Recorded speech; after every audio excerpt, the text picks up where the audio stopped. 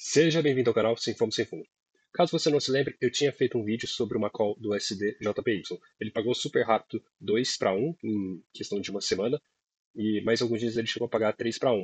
Para mim era um trade de alta probabilidade, e agora eu quero ensinar a vocês uma ferramenta gratuita onde vocês vão conseguir analisar por vocês mesmos altas probabilidades. Assim, se você alinhar alta probabilidade com um payoff bom, um gerenciamento de risco de 2 ou 3 para 1, você vai ter muitos lucros. Talvez você não fique pegando tantos trades, mas você vai ter, os poucos que você pegar vão ser muito bons.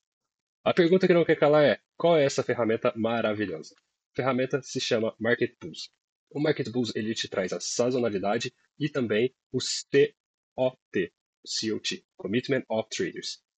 O que é importante? Para mim, eu gosto de analisar primeiro a sazonalidade e depois eu olho o COT para ver se ele vai seguir aquela tendência, se eu tenho uma verificação que os grandes players estão entrando também naquela tendência. Primeira pergunta, e talvez seja a mais importante porque ela vai estabelecer toda a lógica do vídeo. Por que eu analiso a sazonalidade antes do COT? Vocês devem ter visto em muitos vídeos por aí que muita gente analisa o COT. Em primeiro lugar, eu não gosto. Eu gosto da sazonalidade. Por quê? A sazonalidade ela me dá uma vantagem estatística dos últimos 20 anos. Uma vantagem estatística passada não significa que ela vai te trazer lucros presentes e futuros, porém você está muito amparado. E por que isso é importante? Em primeiro passo, você tem que entender que a sazonalidade ela funciona de uma forma muito lógica, porque o fluxo de capitais de um país que se reflete numa moeda normalmente tem um fluxo sazonal. Vou dar aqui um exemplo hipotético. Um país que é altamente dependente da sua exportação de café, quando ele chega numa entre-safra, onde não tem o que exportar, ele tende, por exemplo, a performar pior. Então a sua balança comercial fica desfavorável, ela fica num déficit durante aquele período e a sua moeda tende a se desvalorizar. O caso contrário a gente vê aqui no DXY barra Estados Unidos. Os Estados Unidos ele tende a ter uma balança comercial favorável, um retorno de capitais das suas multinacionais pelo planeta fora, que volta aí no último trimestre. Então, o DXY ele tem uma tendência em ter um rally de alta aí no último trimestre. Então a gente pode esperar por isso. Vai acontecer? Não. A gente tem também outras questões políticas que vão influenciar, principalmente taxa de juros e etc. Mas aí a gente já está no começo. Então, só de bater o olho aqui, eu vejo que em outubro começa o spike do DXY.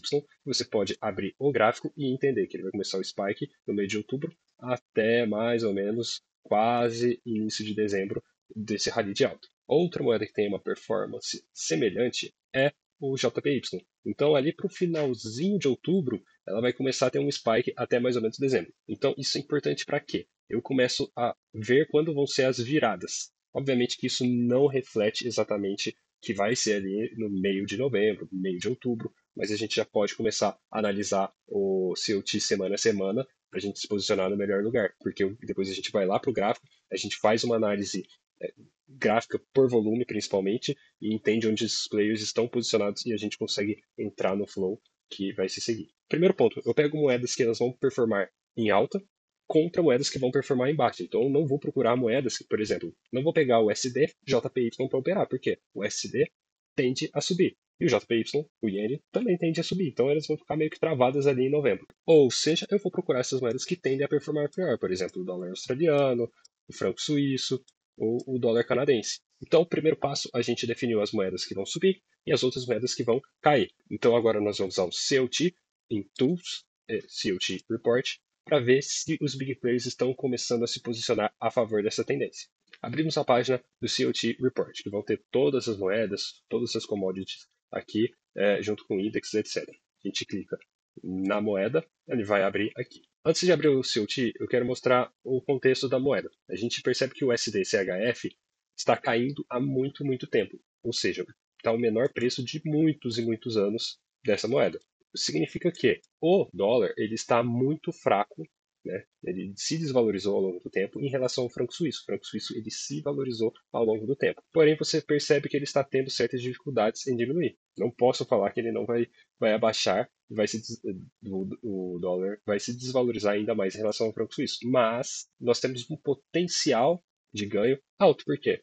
Estamos bem no fundo do fundo. Se ele der um pullback dessa queda, a gente tende a ter um upside bem legal. Então, é uma moeda que a gente pode esperar um risco-retorno interessante, porém, precisamos de confirmações. Sobre o COT, Caso vocês já tenham procurado na internet, tem várias formas de analisar. Eu já vi pessoas analisando semana a semana para ter um viés apenas semanal, porque são pessoas que fazem intraday apenas. Tem pessoas que usam o Legacy Net com referências, então a partir desse ponto aqui, por exemplo, se ele subir, significa que estão extremamente comprados, então eu vou começar a comprar somente a partir daquele ponto. Eu gosto de analisar ele como um gráfico e ter algumas orientações. O franco suíço ele tem uma particularidade que é muito diferente das outras moedas. Normalmente as outras moedas vocês vão ver o Light Speculators, ele está tomando a tendência. Aqui você vê que o franco suíço ele está subindo, na verdade os Light Speculators estão vendidos há muito tempo na moeda. Isso é extremamente estranho, não é comum. Então aqui a gente precisa fazer outro tipo de análise, que a gente vai olhar sobre Open Interest e o Index, que aí é a somatória de todos os nets. Então, primeiro ponto, no Index a gente vê que ele está é, bearish. Então, a gente está chegando no momento de queda, o que é o ponto de inflexão que a gente queria exatamente. Quando eles vão estar extremamente num ponto, provavelmente a gente vai ter um upside. Outro ponto interessante é que quando o Open Interest ele fica acima de 100 mil, ele teve um ponto de inflexão na virada do preço. Então, a última vez que ele ficou a 100 mil, ele que estava de baixa, ele voltou a subir. Então, se a gente teve um spike no Open Interest, e aqui vocês vão perguntar, não é? Então significa que ele vai subir mais se o Open Interest subiu de novo? Não, Open Interest, na verdade, é só contratos abertos. Ele não mostra o lado exatamente dos contratos que estão abertos. Pode ser de venda ou de compra. Mas se a gente alinha o Open Interest, que aumentou muito o número de contratos, e a gente está numa ponta bearish e no fundo do fundo, a gente abre uma possibilidade dentro dessa janela sazonal de uma alta do USD em relação ao franco suíço.